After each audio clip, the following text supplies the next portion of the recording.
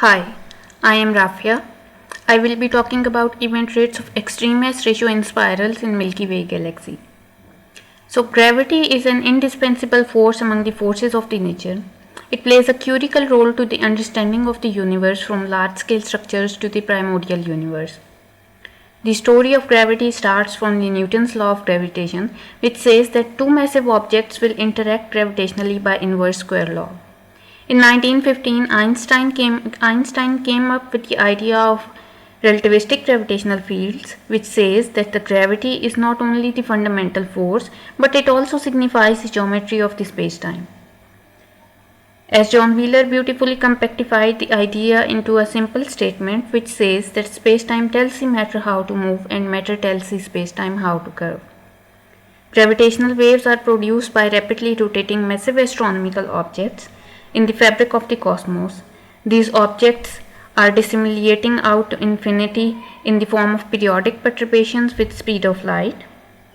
We have come remarkably far using electromagnetic radiations as our tool for observing the universe. Now, gravitational wave window will let us go further. Gravitational wave spectrum is mainly divided into 4 frequency bands that are extremely low frequency band, very low frequency band, low frequency band and a high frequency band. We will be dealing with the inspiraling sources that lies in the low frequency band, and we will be considering LISA detector and its sensitivity. There are 3 methods of analytic approximation in general relativity that are based on the mass ratio of the binaries and separation between them. So post-Newtonian approximation methods well defines the early in-spiral dynamical evolution of the binary system in the successive powers of v by c, where v is the velocity, orbital velocity of the binary. PN approximation methods are doing well to take in the multiple relativistic effects and has been extensively used for detection and parameter estimation purposes. However, post-Newtonian approximation methods break down in the regime of immense gravity. Strong field dynamics of comparable mass binaries are then unfolded using the tool of numerical relativity that makes use of iterative numerical methods. It imparts faithful results for full coalescence unifying with PN templates but are computationally expensive. As a consequence of small mass ratio of inspiraling sources, these methods become impractical. Such systems requires perturbation theory and gravitational self-force, where compact object is presumed as a point particle moving along the geodesics about a large massive black hole. As the nonlinear dynamics comes into play, so we need to synergize these methods, post-Newtonian approximation method and gravitational self-force approximation methods, that can possibly characterize the convergence properties of the waveform. Hopefully, these methods will be available by the time when LISA will fly.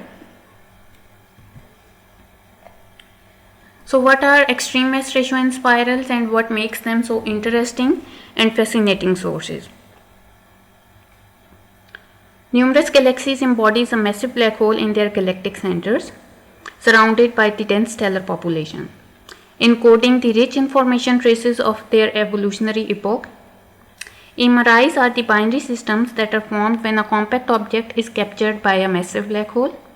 Compact object sets onto the highly eccentric relativistic bound orbits, inspiraling into the last stable orbit.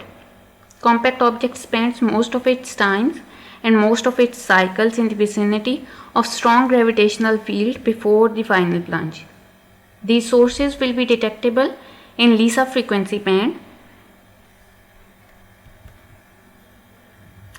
These extreme mass ratio in spirals basically consist of 3 frequency bands, three frequencies that are radial frequency, polar frequency and azimuthal frequency. Modeling of such inspiraling sources is very challenging task as attributed to the mass ratio of the binaries and due to the dynamical complexity of such systems. So we require approximate methods and approximate waveforms in order to generate large number of waveforms and samples to compute event rates. MRIs will give us precise measurements of the mass and spin parameter of the massive black hole, and if we have the precise measurement of mass and spin, so we can fully define a massive black hole or a black hole, and that is known as in terms of uniqueness theorem, and it's also known as No-Hair theorem. So laser interferometer space antenna is designed on the drag-free technology, lagging by 20 degrees behind the Earth in a heliocentric orbit. This constellation consists of 3 spacecrafts arranged at the corners of an equilateral triangle with an arm length of 1,000,000 kilometers.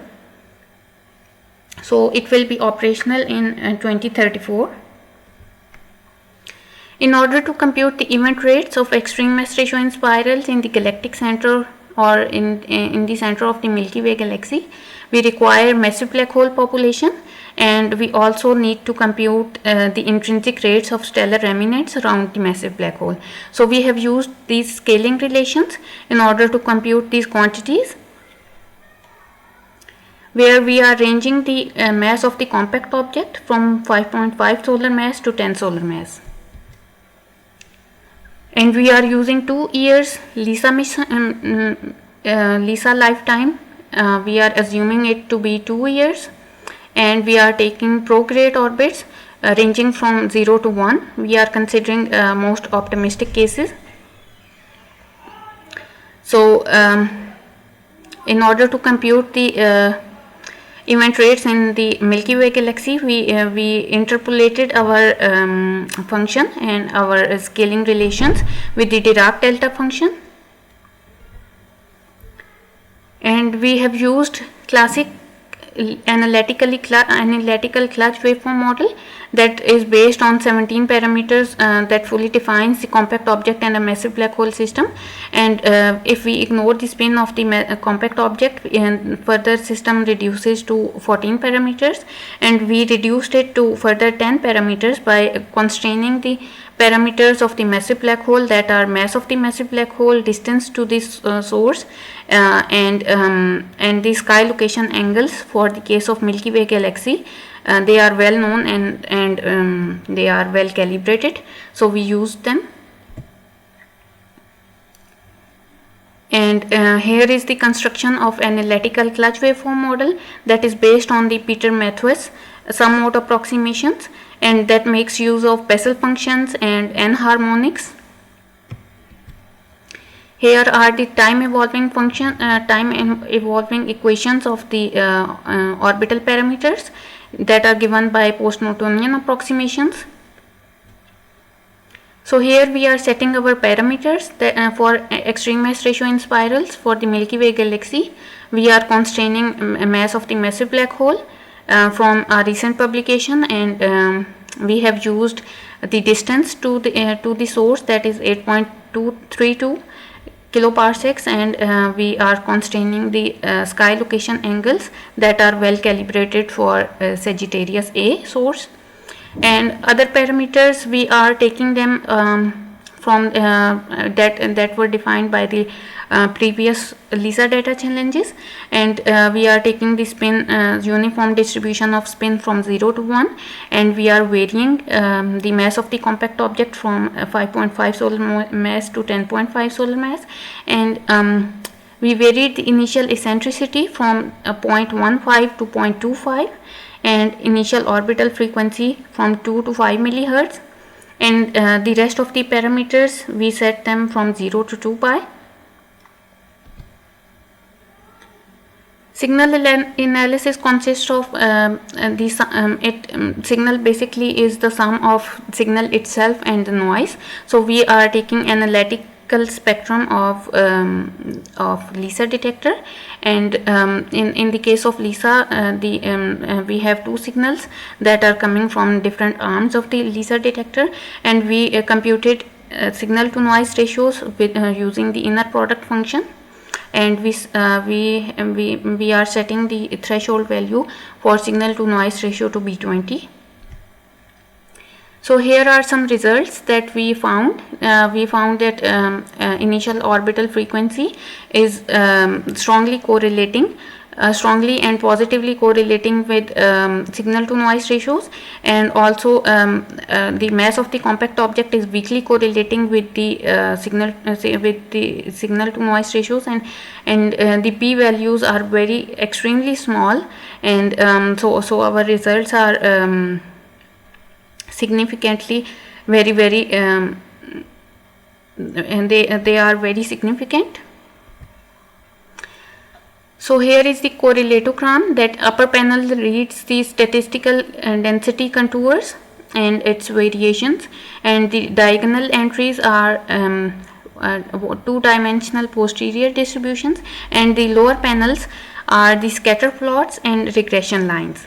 So here what we see from in this correlatogram is that that initial orbital frequency well correlates with the definite distribution with signal to noise ratios, and there are these inclination angle and this polarization angle, they are showing bimodal distribution. So this signifies that they are converging at 0 and 2 pi angles, and all the rest of the parameters are not correlating with signal to noise ratios, and they also don't depend on one another. So here we developed back of envelope estimates of extreme mass ratio in spirals for the case of Milky Way galaxy. They are for the galactic center.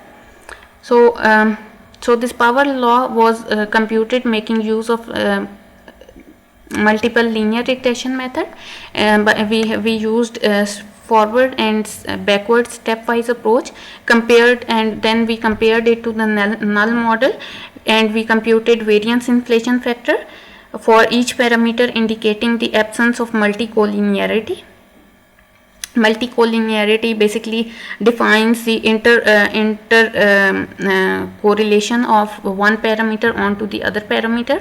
So these parameters don't depend on one another, and the best fit was drawn from a generalized linear model that is also known as GLM function, and based on the Gaussian error distribution, we also computed R and R adjusted R square values that are extremely small, and the PN value also signifies that our results are very good, and we in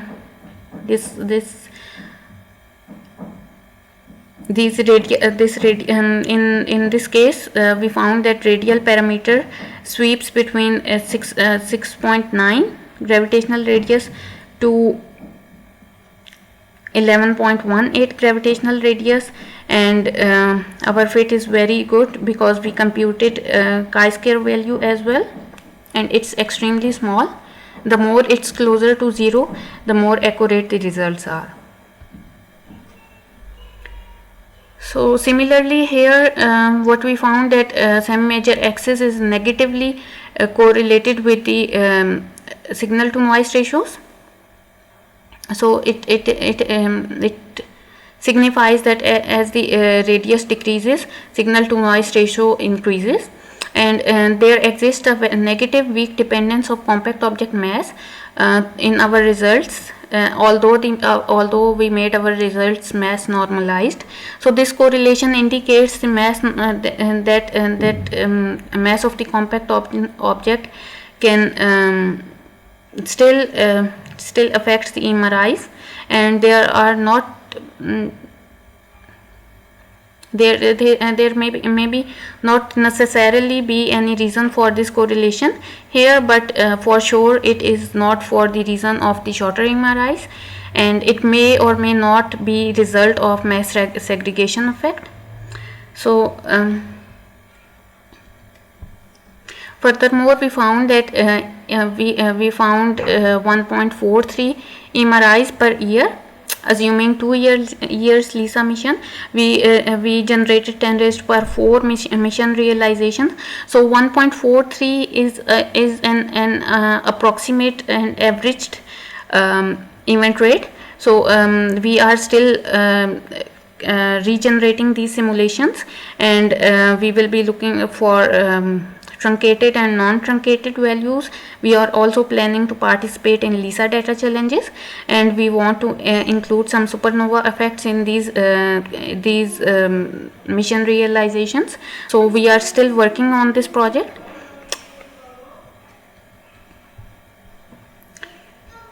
So you can let me know about any questions in the comment section below, and that's all for now. Hopefully you enjoyed my talk. Bye for now.